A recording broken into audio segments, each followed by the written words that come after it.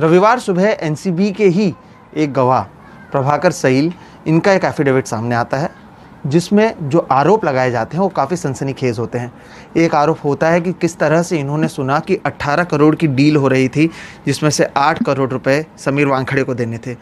उन्होंने ये भी सुना कि किस तरह से उन्होंने इसमें दावा भी किया है कि 8 से 10 जो ऐसे कोरे कागज़ थे जिसमें कुछ लिखा हुआ नहीं था, उसमें इनसे साइन लिया गया, उनसे कहा गया कि आप यहाँ पर दस्तखत कीजिए।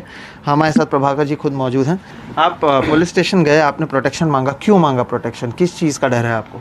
सर डर तो लगेगा ही ना। आज इतने मतलब मैंने जो प्रूफ्स मेरे पास है वो मैंने शो किए है मीडिया के सामने, तो ऑब्वियसली मेरी जान को खतरा है। क्योंकि जैसे ही मैं मीडिया के सामने आए, मेरे घर पर कम से कम 8 से 9 बार पुलिस वाले गए इंक्वायरी के लिए।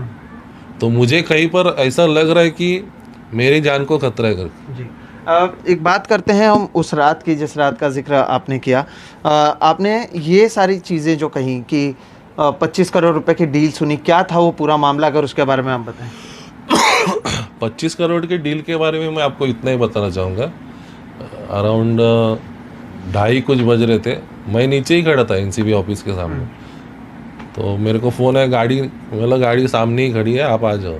आगे गाड़ी में बैठे उन्होंने फ़ोन किया, श्याम भाई किधर हो? किसने ये किया फ़ोन? किरण गोसावी ने। ठीक है। श्याम भाई किधर हो?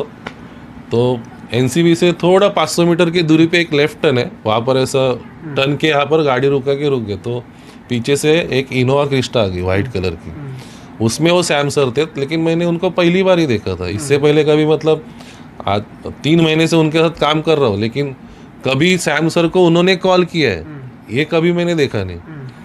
कॉल किया, फिर आधे घंटे के अंदर उनका 2 मीटिंग्स हो गया सेम स्पॉट पे। मतलब 5 मिनट उन्होंने बात किया, वहाँ से गाड़ी यहाँ से वो उधर गई, वापस वही स्पॉट पे 2 मीटिंग उनका हो गया। वो मीटिंग के बाद इन्होंने ड्राइवर को बोला चल, फिर हम लोग लोअर परेल के लिए निकले। तो उस दौरान जब ये वो गाड़ी चल रही थी, पीछे से इनोवा क्रिस्टा भी आ रही थी, तो उस दौरान इनका श्याम सर जो थे उनके साथ बात चल रहा था। उनका फ़ोटो भी है मेरे पास व्हाट्सएप पे और कॉलिंग में नंबर भी है, वो सब मैंने शेयर किया है मतलब पुलिस में। उनका बात चल रहा था, श्याम भाई एक काम करो, 25 में डील, पहला 25 का बॉन्ड डालो, लास्ट 18 तक अपने को फाइनल करना है, क्योंकि समीर वानखेड़े जी को अपने को 8 देना है, बाकी का 10 अपने को बांट लेना है। ठीक है। आपने कहा आप ऑफिस के, एनसीबी ऑफिस के नीचे ही थे, तो जब ये पूरा रेड हुआ और शुरुआत से अंत तक आप कभी एनसीबी ऑफिस में ऊपर गए या क्या था? ऊपर मुझे बुलाया गया पहली बात तो, क्योंकि मेरा ऊपर कुछ काम ही नहीं है। मैं उनका पर्सनल बॉडीगार्ड हूँ, तो मैं ऊपर जाके क्या करूँ? ठीक है। तो अराउंड 1:45 के बीच में मुझे कॉल आ गया किरण गोसावी जी का, प्रभाकर ऊपर आ जा, साहब बुला रहे तेरे को, पंचनामा में साक्षीदार का साइन करना है। ठीक है। वैसे ही मैं ऊपर गया 3रे माले पे, तो वहाँ पर देखा एक अधिकारी जो एनसीबी के अधिकारी रहते, वो मेरे पास है, ये पेपर है उस पर साइन कर। मैं बोला सर ये ब्लैंक है। उतने में वहाँ से समीर वानखेड़े जी बाहर आ गए, ये कर रहे तुला समझा ना काय नाही होत त्याला, कर कर। यहाँ से किरण गोसावी भी बोले करना है, काय होत नाही। कम से कम 9 से 10 पेपर पे मेरा उन्होंने साइन लिया। तो समीर वानखेड़े ने भी कहा आपको साइन करना? हाँ, कम से कम 9 से 10 पेपर के ऊपर उन्होंने मेरा साइन लिया।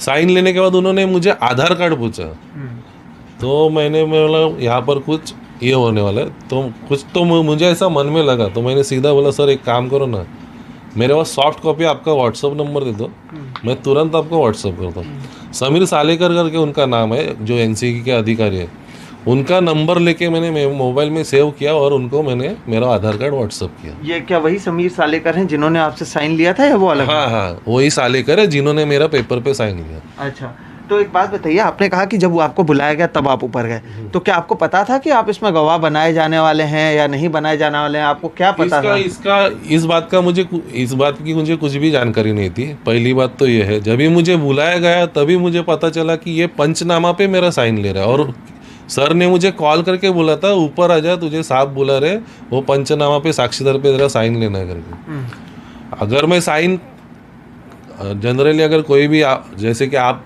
भी अगर साइन करते हो तो ऑब्वियसली आप पढ़ते हो, तो वहाँ पर मैंने ऑब्जेक्शन उठाया था, लेकिन मैं एक गवर्नमेंट के ऑफिस में हूँ, उनके सब अधिकारी आगे पीछे है, मैं वहाँ पर क्या बहस करूँ।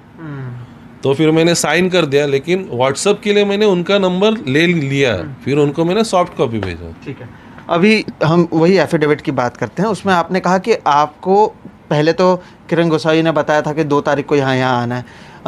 उन्होंने कुछ तस्वीरें भी दी थी, क्या आपको पता है किसकी तस्वीरें थी जिसको देखकर आपको बोला गया था? नहीं, उन्होंने जितने भी तस्वीरें दी मेरे को, कम से कम 10 से 12 उसमें फ़ोटो आए थे। मुझे सिर्फ इतना कहा गया था इनको रिकॉग्नाइज करना है, तो रिकॉग्नाइज करना है, और जैसे अगर पहचान में आता है तो मुझे रिपोर्ट करना है, क्योंकि ये लोग सब अंदर थे, टर्मिनल जो रहता है वहाँ पर थे, और मुझे अंदर खड़ा किया था ग्रीन गेट के अंदर। मतलब जो क्रूज मेंबर आते हैं तो उनके सीटिंग के लिए तंबू वगैरह जो बांधा जाता है, वहाँ पर चेयर वगैरह सब थे। लेकिन असल में क्या हुआ, अभी ये कोरोना सिचुएशन में सब लोग मतलब मास्क वेयर करके ही आते हैं, तो उसमें सिर्फ एक ही आदमी को मैंने पहचाना था, और उसका रिपोर्ट मैंने भेजा था कि सर ये आदमी बस नंबर 2700 मर्सिडीज बेंज थी बस नंबर, उसमें बैठ के अभी निकला है। तुरंत 4:30 बजे 4:28 कुछ ऐसा बज रहा था, मेरे मोबाईल में रिप्लाय आया, पकडला। उसके 1 मिनिट बाद तुरंत दूसरा रिप्लाय, आतापर्यंत 13 जणांना पकडलं। ठीक है, आर्यन खान का भी आपने जिक्र किया है। आर्यन खान का एक वीडियो भी आपने बनाया जहाँ पे हम आर्यन खान को देख सकते हैं, किरण गोसावी को देख सकते हैं। कहाँ का वो पूरा वाकया है, क्या कर रहे थे वो लोग वहाँ पर? आर्यन खान का जो मैंने वीडियो बनाया था पहली बात तो उससे पहले मेरे सब साइन लिए गए होते हैं। ये साइन लेने के बाद ये साइन लेने के बाद का वीडियो है, क्योंकि जब भी इनका आर्यन खान से वो बात कर रहे, बाकी के जो आरोपी थे उनको अलग से बिठाया है, इनको क्यों अलग बिठाया? आर्यन खान को अलग से बिठाया था? अलग से बिठाया था, अलग चेयर पे। ठीक है। और तीसरी बात, अगर वो पंच है तो उनके बाजू में बैठ के क्या कर रहे हैं? ये एनसीबी अधिकारी वालों ने ऑब्जेक्शन उठाना चाहिए था। क्या वहाँ पे अधिकारी थे या नहीं थे, क्या था? थे ना। अच्छा, मतलब अभी इतना अगर हादसा हुआ है तो सारे जन ऑफिस में ही रहेंगे ना, कहाँ पर जाएंगे? वो ऑफिस की वीडियो है? हाँ, तो हाँ, ऑफिस का, एनसीबी ऑफिस का 3rd फ्लोर का वो वीडियो है। अच्छा। और वहाँ पर मेरे को कुछ डाउट हुआ, इसके लिए मैंने जो सफर रहता है, मैंने मोबाइल ऐसा निकाला, वीडियो क्लिक किया, कुछ 15-20 सेकंड का ही वीडियो है। क्या आपने कुछ बातें भी सुनी उससे पहले या उसके बाद? क्या बात ना सर, तो क्या वो जो बात करे थे वो सुना ही नहीं दिया? नहीं, उससे पहले भी जो आपने क्रूज के यहाँ पर या यहाँ पर आर्यन खान से जुड़ा हुआ, कभी इससे पहले आपने सुना उन लोगों को किसी को भी बात करते हुए? या बाद में? नहीं, ये सिर्फ वो सब बातें मैंने सुनी ही नहीं, क्योंकि मैं कुछ 10:30 पौने 11 के बीच में टर्मिनल पे था। अच्छा। तब तक मैं बाहर ही था। ठीक है, तो अब मुझे बात बताइए। बाहर मतलब गेट के बाहर नहीं, गेट के अंदर की तरफ था। आपने पूजा ददलानी का भी जिक्र किया हुआ है, कैसे पहचाना आपने कि वो पूजा ददलानी है या शाहरुख खान के मैनेजर हैं? सर देखो, मेरा कहने का मतलब, आपने जो अभी सवाल पूछा कैसे पहचाना, सबसे पहली बात, आज 100% में से 99% लोग सोशल मीडिया पे एक्टिव रहते हैं। आज आपको अगर मैं सवाल पूछूंगा कि सलमान खान का बॉडीगार्ड का नाम क्या है, आप ऑब्वियसली आप भी एक्टिव रहेंगे, तो वो हिसाब से मैंने देखा, तो मुझे फटक से पहचानने में आ गया उनका चेहरा। तो तभी मैंने गूगल पे सर्च भी मारा तो सेम निकली वो, बोला ये SRK की मैनेजर है। मतलब जो मैंने बातें सुनी थी वही सब वो चल रहा था। क्या तभी भी शाहरुख खान का नाम का जिक्र हुआ था, जो आपने बातें सुनी थी, इसलिए आप जो कह रहे हैं? हाँ, शाहरुख खान का नाम, SRK का नाम का जिक्र हुआ था ना। क्या कहा गया था? मतलब मैं समझा जिक्र हुआ था SRK का, क्या बातचीत हो रही थी तभी?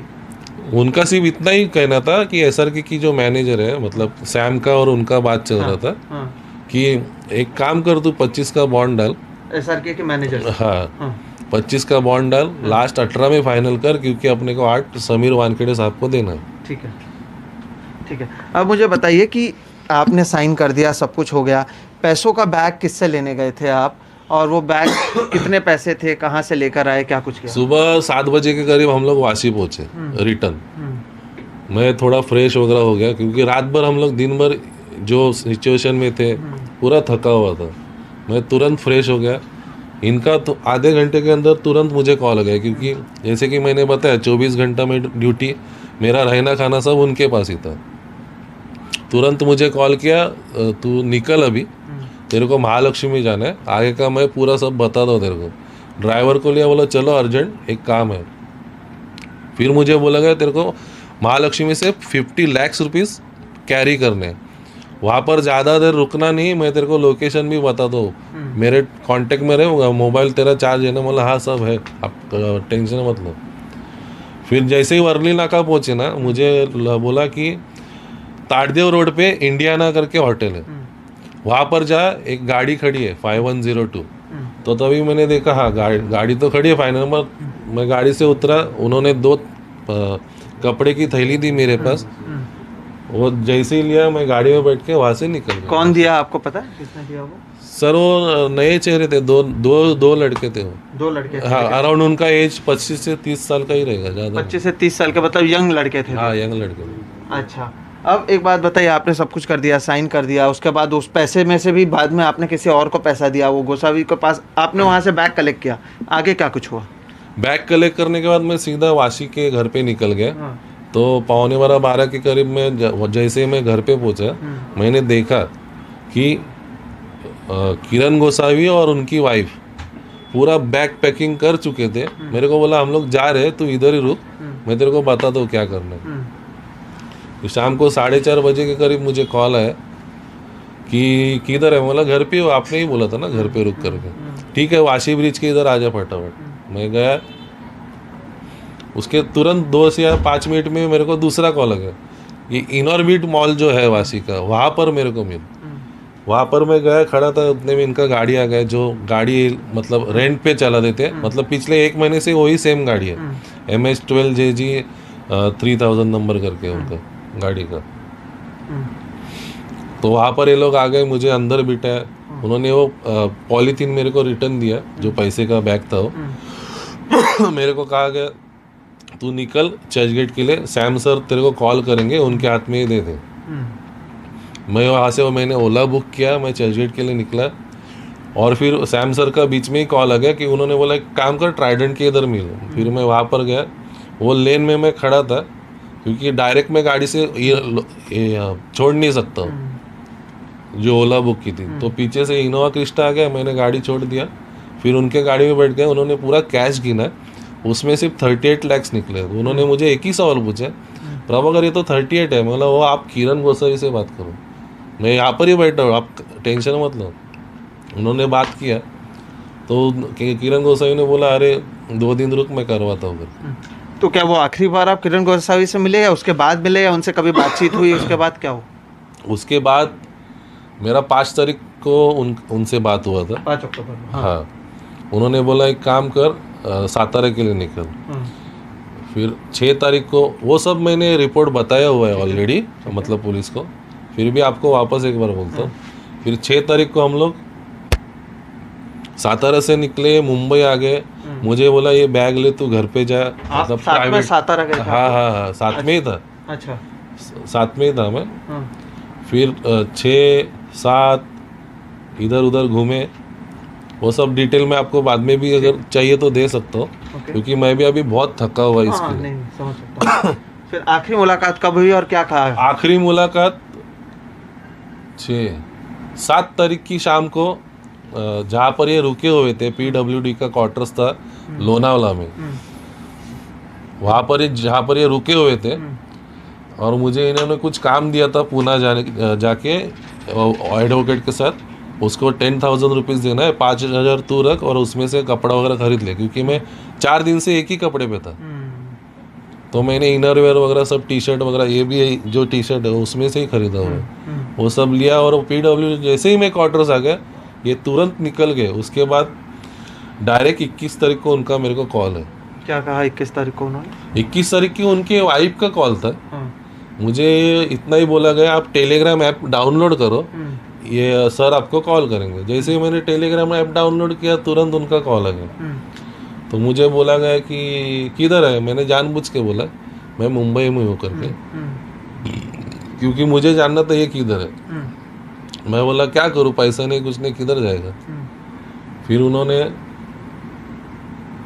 बोला नहीं मैं आउट ऑफ इंडिया है, आज नहीं तो कल मैं सरेंडर होने वाला हूँ। अच्छा, तभी आपको कहा था उन्होंने। हाँ, ये सब बातें मैंने मतलब मेरे स्टेटमेंट में दिया हुआ है। अच्छा, हाँ, एक अभी मुझे बताइए, आप दोनों के बीच में रिलेशन कैसा था? वो आपके भले ही बॉस थे, कैसा रिलेशन था? क्या आप पैसे समय पर देते थे, नहीं देते थे, नहीं क्या सर, कुछ होता था, पैसे या के बातचीत कैसे करते थे? बातचीत मतलब उनका एक स्वभाव कैसे था, मतलब मैं एक्चुअली उनको जान गया था, हाँ, क्योंकि मेरा जो फैमिली प्रॉब्लम था हाँ, वो ऐसा था कि मैं अभी वो छोड़ के भी मैं किधर नहीं जा सकता हूँ। वापस मैं माँ के घर में क्यों जाऊँ, क्योंकि मैंने माँ को बोला था माँ अभी मैं नहीं आऊँगा, आप टेंशन मत लो मेरे वजह से जो भी, ठीक, क्योंकि वहाँ पर मैं 2.5 साल रहा तो मेरा फर्ज बनता कि माँ को कुछ पैसे भेजो करके।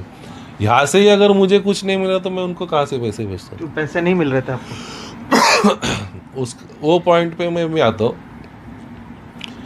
6 सितंबर को मैं लड़की के लिए सॉरी लड़की का मेरा बर्थडे था, सबसे बड़ी लड़की जो आज 14 साल की है। मैं अंधेरी गया, मतलब अभी बर्थडे है तो उसको भी अच्छा लगेगा कि मेरा पप्पा आया करके मिलने के लिए। मेरा रहने का उधर कुछ ठिकाना नहीं था, तो होटल में मैंने रूम बुक किया था, 1200 रुपये कुछ रेंट था। फिर मेरा बच्चे लोग वगैरह 2-3 बार मिलने आए, फिर शाम को आए, पप्पा आम्हाला काहीतरी पार्टी करायची। म्हटलं थांब। 5:05 में मैंने कॉल किया, क्योंकि 5 तारीख को मेरा जाने से पहले उनसे बात हुआ था, सर मेरा लड़की का बर्थडे आ रहा है, मेरा जो सैलरी आपने बोला है वो मुझे दे दो, तो मेरा लड़की का बर्थडे मेरा मैं सेलिब्रेट कर सकता हूँ। कल 12 बजे तक आ जाएगा तेरे को। शाम को जैसे ही मैंने फ़ोन किया, अरे यार अभी तक कुछ पैसे का हुआ नहीं है। फिर अराउंड 7:30-8 बजे मेरे उनके दोस्त ने 5,000 रुपये मुझे फ़ोन पे किया। उसके बाद उसी वीक में, अभी तारीख याद नहीं है, अगर कैलेंडर रहेगा तो मैं बता सकता हूँ, उसी वीक में सैटरडे था, तभी उन्होंने मुझे 10,000 रुपीज़ मेरे गूगल पे भेजा। 10 और 5 कितना हुआ? 15 हुआ। 15,000 दिया, उसमें से मैंने 8,000 मेरे वाइफ को भेजा, क्योंकि मेरा भी खर्चा रहता है, तो 2,000 मेरे जेब में रखा। ठीक है। फिर 30 सितंबर का चेक लिख के दिया था मेरे को। मैंने बोला सर मेरे लड़की का पूरा फीस बाकी है, दोनों लड़की का, अगर वो नहीं भरा तो ये एग्ज़ाम का रिजल्ट भी उनको नहीं मिलेगा।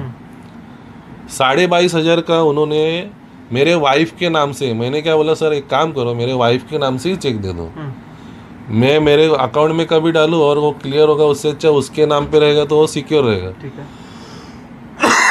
उनका उज्जीवन स्मॉल फाइनेंस करके बैंक है, उसमें अकाउंट था, तो उनका करंट अकाउंट से उन्होंने 22,500 30 सितंबर 2021 का मुझे चेक दिया। 1 तारीख को तुरंत बाउंस, चेक बाउंस हो गया। तो आपको वेतन दे पाते थे या नहीं देते थे? आप बचा कर दिया सर, मैंने बताया अभी तक मुझे 3 महीने में अगर 15,000 मिल रहा है। 3 महीने में सिर्फ 15,000 मिला आपको? अच्छा। और हाँ, दूसरी बात, 30 अगस्त को मेरा वाइफ का बर्थडे था, 30 अगस्त को, ठीक है, तभी उन्होंने 3,000 रुपीज़ गूगल पे मेरे वाइफ के अकाउंट पे किया। ठीक है, ठीक है। तो ये सारी बातें आपने बताई। आज उन्होंने कहा है कि वो अब लखनऊ में सरेंडर हो रहे हैं। आपके बारे में कहा है कि जो भी आरोप आप लगा रहे हैं वो गलत है। किस तरह से आप देखते हैं? इस बारे में मैं तो इतना ही बोलना चाहूँगा, मेरे पास जो भी सबूत है, जैसे उन्होंने, मैंने तो अभी न्यूज़ बराबर देखा नहीं है, जैसा अभी आप मुझे बता रहे, और भी कुछ है वो सब लेके मैं आता हूँ ना, मुझे थोड़ा टाइम दो, थोड़ा आराम तो करने दो। आपके पास और सबूत है? कुछ है मेरे पास। अच्छा, आपके मैं एफिडेविट पढ़ता हूँ, तो इसमें आपने कहा है कि KP Gosavi is missing now and I fear that NCB officials and other person involve में किल मी और abduct me like KP Gosavi, कि मुझे अगवा भी किया जा सकता है।